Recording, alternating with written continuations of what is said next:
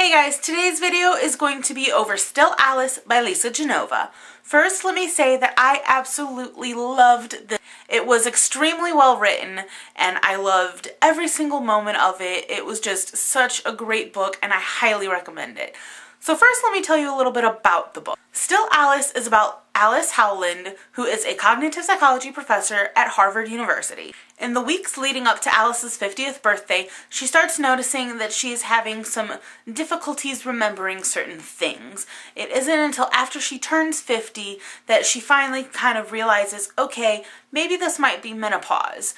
Forgetfulness is a symptom of menopause and she is 50 years old, so she thinks that, okay, maybe I'm just starting to go through menopause. However, the more she keeps forgetting, the more it starts to worry her. So she ends up going to her doctor, and come to find out through meeting with her doctor and meeting with a neurologist, she is actually diagnosed with early onset Alzheimer's disease.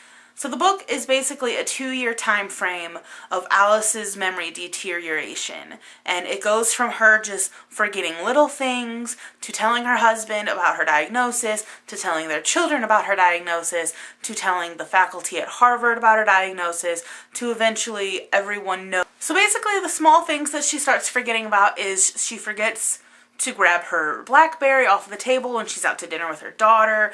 She forgets certain words, but she thinks she's having tip of the tongue phenomenon, to where she can think of it, she just can't picture it, like it doesn't come to her. But then one day while she's out jogging, she finds herself in the Harvard Square, which is just like 3 blocks from her home, and she can't figure out where she is. So that is really kind of the pushing point for her to go to the doctor. And another selling point for her to actually go through with going and seeing the doctor is, come Christmas, she goes to make this pudding that she's made her entire life, ever since she was a little girl, and she can make it every year from memory, but she can't remember how many eggs to put into the batter. Alice and her husband John have 3 children. They're all in their 20s. 2 of them have gone on through college and have graduated. The eldest daughter, Anna, is a lawyer. The middle child, the son, Tom, he is studying to become a surgeon, and I think by the end of the book he does become a surgeon. It's not really too clear his time frame. And the youngest daughter, Lydia, decided not to go to college, even though she has the smarts for it. So instead, after high school, she went backpacking across Europe and then ended up in LA to become an actress. So with the help of her 3 children and her husband, Alice has to start depending on them for almost everything. Her deterioration comes on quickly. Again, this is only about 2 years, and from the start of the book to the end of the book, you can really see a difference in how Alice's memory has been affected. Overall, everyone seems to adjust to this condition pretty well except for John.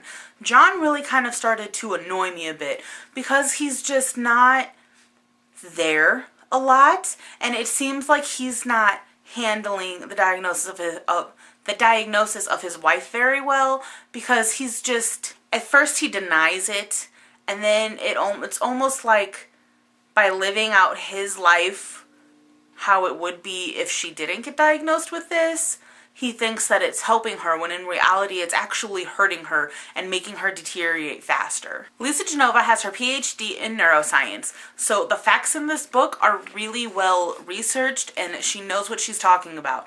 The writing was absolutely perfect and the terminology was spot on. Having my degree in psychology, I was able to understand really well all of the terminology within this book, because it would go through talking about how Alice is a professor in linguistics and how different classes she was teaching, she was talking about this, this, and this, and then it would go through and talk about how at the doctor's he would start rattling off this, this, and this, and having taken multiple cognition courses, I understood it, so it was really easy to read.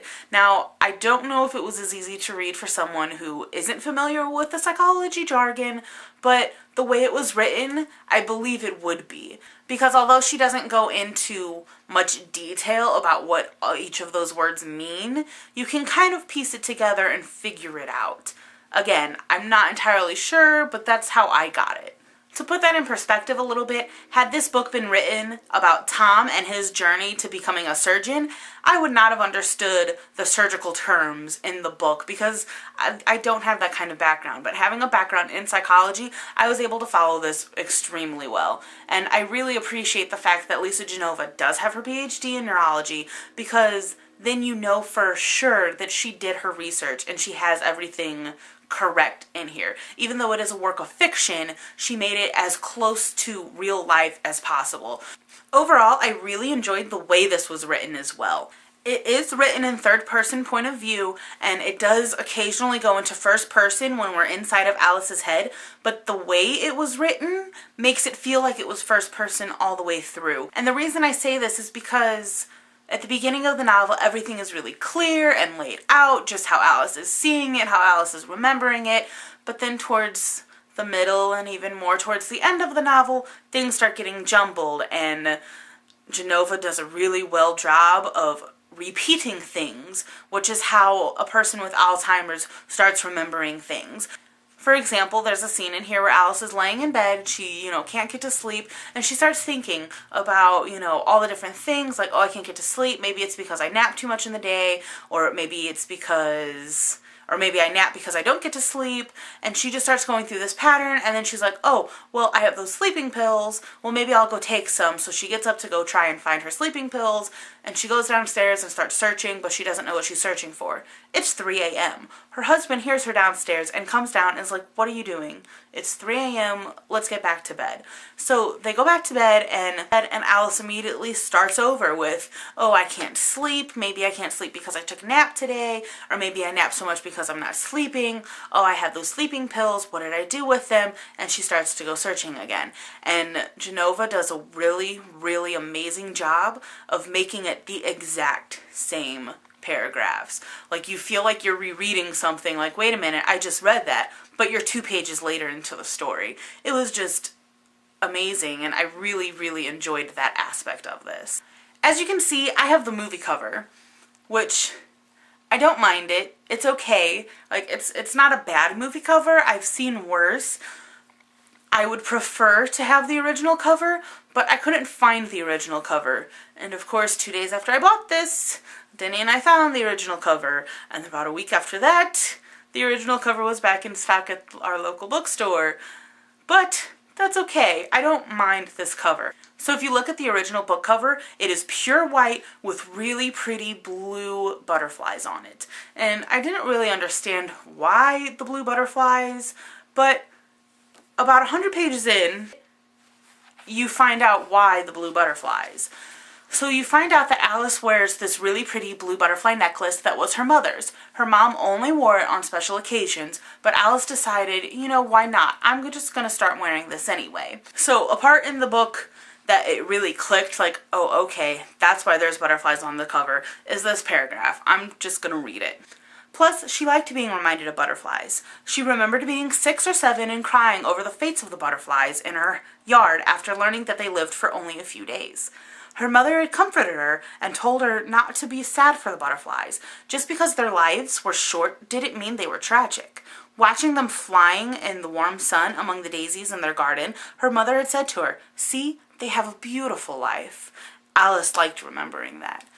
So it really, that paragraph alone ties in the book cover to the necklace, to Alice, to Alzheimer's. Like, thinking about it, even though Alice isn't going to be remembering pretty much anything for the rest of her life, like anything new, and having what memories she does have start to fade, even though it is sad, she's had a beautiful life. Her life might have been shortened, but it doesn't mean that it was tragic. Overall, again, I really enjoyed this book. If you haven't been able to tell from this video, I did give it a 5 out of 5 stars on Goodreads because it was just that amazing and just, it was beautiful. I loved everything about it. Again, having my degree in psychology, I think I probably liked it a little bit more than I would have if I didn't have a degree in psychology, because the brain is really fascinating to me. Which is why I majored in psychology. So just reading a fictional story like this, and it is now a movie, which helps get out the word and, raise awareness about mental illnesses, especially Alzheimer's and early onset Alzheimer's, is a big deal. Another thing that I like about this novel is it doesn't glorify the disease. Like, it doesn't make it out to be not as bad as it actually is. It gives you true raw feelings and true raw symptoms and everything in it, but it also doesn't diminish the fact that behind that disease is a human being. There is a person behind the disease who knows that she's still there, who understands what's happening to her, who understands that people are looking at her funny.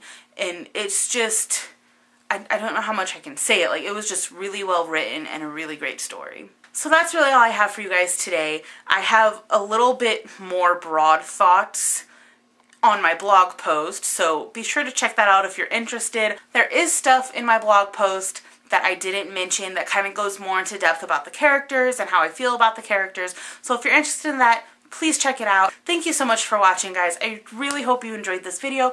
If you've read Still Alice or have seen the movie, but let me know in the comments below. I'd love to hear your thoughts on it. And especially, I really kind of want to know if it was easy for you to follow through all the psychology jargon. Like, I know there wasn't a lot of it, but just let me know if that was easy to follow, because I'm really interested. So again, I really hope you enjoyed this video. Thank you so much for watching, and I will see you guys next time. Bye.